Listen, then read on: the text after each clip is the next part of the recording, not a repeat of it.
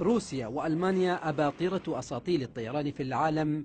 نجح ابن ال19 عاما القادم من الباحة جنوب السعودية لإذهال هاتين الدولتين بابتكاراته وتطويره لطائرات مقاتلة حربية وأخرى مدنية، جعلت معهد موسكو للطيران يتبنى أفكار الشاب الصغير.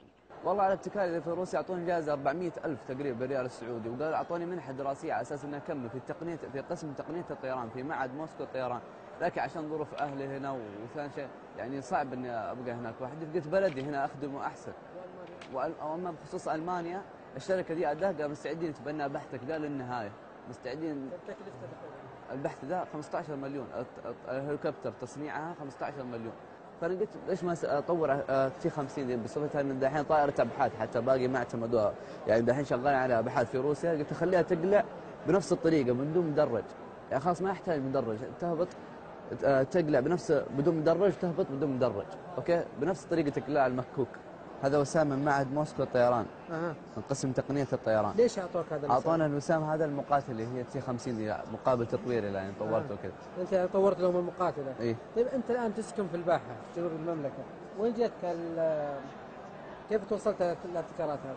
والله الحمد لله بحكم عن اطلاعي مره اطلاع شديد الطيران وهوايتي مره، يعني الطيران اعرف انواع الطيارات اعرفها، الطيارين في السعوديه ما يعرفونها. عشرات الجوائز والشهادات والأوسمة تلقاها سعيد تقديرا لأبحاثه رغم شح المعلومات التي يمكن أن تتوافر لشاب في مثل عمره. هي المركز الوطني للإحصاءات الطبية، الولايات المتحدة، الصليب الأحمر البريطاني، المجلس الأوروبي لسلامة النقل، اتحاد الدول للطرق، هذه الجهات اللي حصلت عليها. انت تعاملت معهم واتصلت فيهم؟ ايوه في خطابات موجوده هنا في مدونه اتصلت فيهم بينك وبينهم بصفتك ايش طيب؟ بصفتي مخترع، يعني بطور الشيء ذا. عمل طائرات الإسعاف الجوي وكيفية تطويرها كان هو المشروع الأحدث لهذا المبتكر الصغير.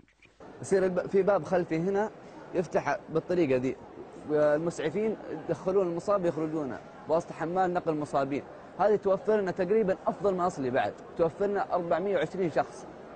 يعني نتيجة بحثي كامل نقدر بعد الله نوفر 27,772 شخص، والوقت 44 دقيقة تفرق عن المدة الأصلية. ابتكاري يصير السيارات على طول هنا في المنطقة دي، تكون السيارة تحت الهليكوبتر، شوف تهبط في منطقة بعيدة عن الشارع، شوف المسعفين ياخذون وقت لين يوصلون موقع السيارة لأنه ما في مكان تهبط فيه الهليكوبتر.